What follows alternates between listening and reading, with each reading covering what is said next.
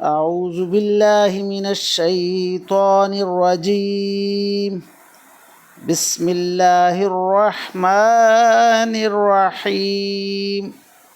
قال الملأ الذين استكبروا من قومه لنخرجنك يا شعيب والذين آمنوا معك من قريتنا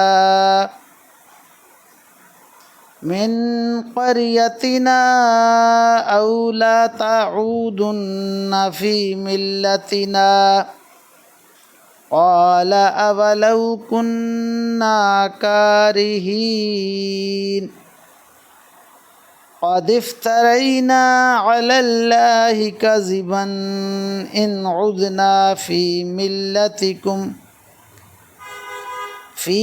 ملتكم بعد إذ نجانا الله منها وما يكون لنا أن نعود فيها إلا أن يشاء الله ربنا وسع ربنا كل شيء علما على الله توكلنا ربنا افتح بيننا وبين قومنا بالحق وأنت خير الفاتحين. آمنت بالله صدق الله مولانا العظيم وصدق رسوله النبي الكريم ونحن على ذلك من الشاهدين والشاكرين والحمد لله رب العالمین. ابھی آپ کے سامنے سورہ الاعراف کی آیت نمبر 99 تا 90 کی تلاوت کی گئی. انشاءاللہ کچھ ہی دیر بعد عزت مآب راؤ شاہ نواز صاحب انہی آیات کا ترجمہ، تشریح اور تفسیر بیان فرمائیں گے.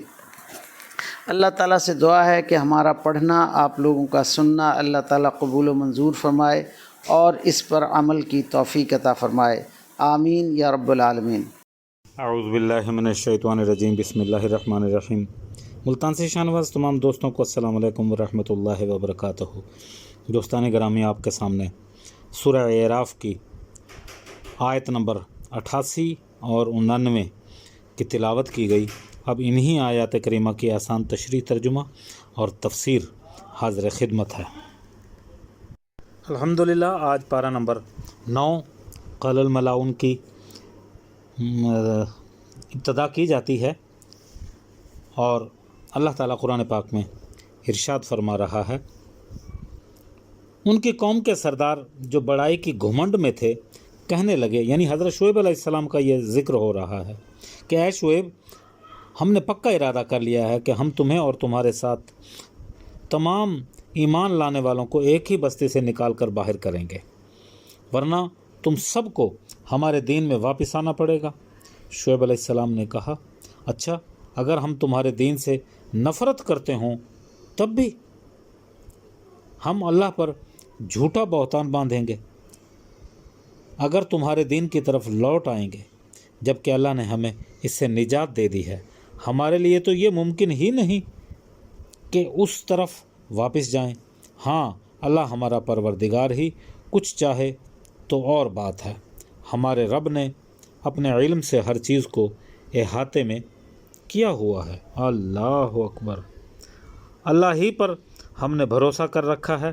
ہمارا رب ہمارے اور ہماری قوم کے درمیان حق کا فیصلہ فرما دے گا اور تو ہی سب سے بہتر فیصلہ کرنے والا ہے.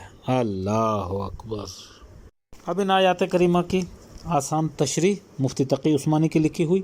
حضرت شعیب علیہ السلام کے دوسرے ساتھی تو پہلے اپنی قوم کے دین پر تھے، بعد میں ایمان لائے، اس لیے ان کے حق میں تو پرانے دین کی طرف لوٹنے کا لفظ صحیح ہے، لیکن حضرت شعیب علیہ السلام کبھی بھی ان کے دین پر نہیں رہے. البتہ ان کی نبوت سے پہلے ان کی قوم کے لوگ یہ سمجھتے ہوں گے کہ یہ انہی کے دین پر ہیں، اس لیے انہوں نے آپ کے لیے بھی لوٹنے کا لفظ استعمال کیا. حضرت شعیب علیہ السلام نے جواب بھی انہی کے الفاظ میں دیا. یہ اعلیٰ درجے کی عبدیت کا فقرہ ہے.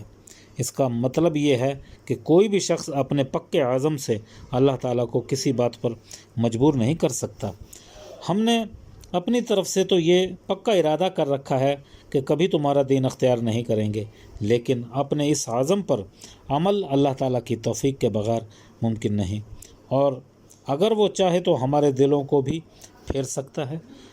یہ اور بات ہے کہ جب کوئی بندہ اخلاص کے ساتھ راہ راست پر رہنے کا ارادہ کر لیتا ہے تو اس کا دل گمراہی کی طرف نہیں پھرتا، اور ہر شخص کے اخلاص کی کیفیت کا اس کو پورا علم ہے۔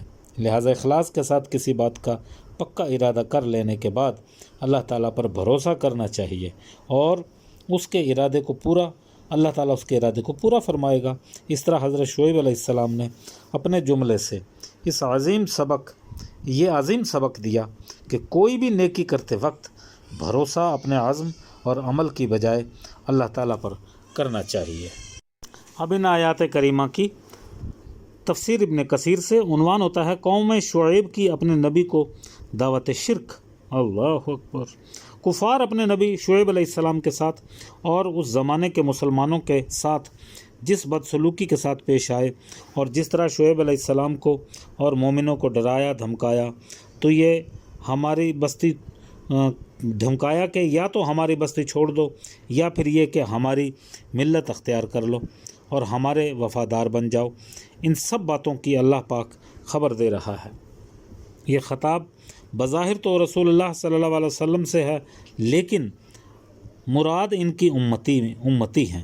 قوم شعیب کے متکبرین نے کہا تھا کہ اے شعیب، ہم تمہیں اور تمہارے ساتھیوں کو بستی سے نکال دیں گے، یا یہ کہ پھر تمہیں ہماری ملت میں واپس آنا پڑے گا۔ تو شعیب علیہ السلام کہتے ہیں کہ کیا تم ایسا کرنا چاہتے ہو؟ اگرچہ ہمیں شرک اختیار کرنا پسند نہیں۔ اللہ اکبر۔ اگر ہم تمہاری ملت میں واپس آ جائیں اور تمہارے ہی نظریات کو اپنا لیں تو ہم اللہ تعالیٰ پر بہت زبردست بہتان لگائیں گے کہ ان بتوں کو اللہ تعالیٰ کے شریک ٹھہرائیں۔ اس طرح کفار کے اتباع سے نفرت ظاہر کی جا رہی ہے۔ اس سے تو یہ نہ ہوگا، ہم سے تو یہ نہ ہوگا، ہم پھر مشرک بن جائیں گے۔ ہاں، اللہ تعالیٰ ہی ہمیں بھٹکنے دے تو اور بات ہے۔ یہاں بھی بات تو اللہ تعالیٰ ہی کی طرف پھیرا جا رہا ہے، کیونکہ اس کو آئندہ کی ہر بات کا علم ہے اور اس کا احاطہ ہے۔ ہم جو اختیار کرتے ہیں، جو اختیار نہیں کرتے، سارے امور میں اللہ تعالیٰ ہی پر بھروسہ رکھتے ہیں۔ اے اللہ تعالیٰ، ہماری اس قوم اور ہمارے درمیان حق بات کو کھلم کھلا ظاہر فرما دے، ہمیں ان پر فتح عنایت فرما۔ تو خیر الفاتحین ہے۔ اللہ اکبر۔ تو خیر الحاکمین ہے۔ ایسا عادل اور منصف ہے کہ ذرہ بھر بھی ظلم نہیں کرتا۔ اللہ اکبر، اللہ اکبر۔ آخر دعوانا الحمد للہ رب العالمین۔ اے میرے پروردگار، قرآن پاک پڑھا گیا، ترجمہ، تشریح اور تفسیر بیان کی گئی، اپنی بارگاہ میں منظور و مقبول فرما اور ہمارے لیے توشائے آخرت بنا دے۔ اے میرے پروردگار، ہمارا اس پڑھے ہوئے کا ثواب تمام انبیاء کرام علیہ الصلاۃ والسلام، تمام مومنین، تمام مسلمین، تمام صحابہ کرام، تمام تابعین، تمام شہداء کرام کی روحوں کو اس کا ثواب پہنچا۔ خصوصاً بالخصوص ہمارے اس گروپ کے اندر جتنے لوگ بھی شامل ہیں، ان تمام کے آباء و اجداد جو اس دار فانی سے جا چکے ہیں، میرے مولا ان کو اس کا ثواب پہنچا اور ان کو جوار رحمت میں جگہ دے۔ وآخر دعوانا ان الحمد للہ رب العالمین۔ آمین یا رب العالمین۔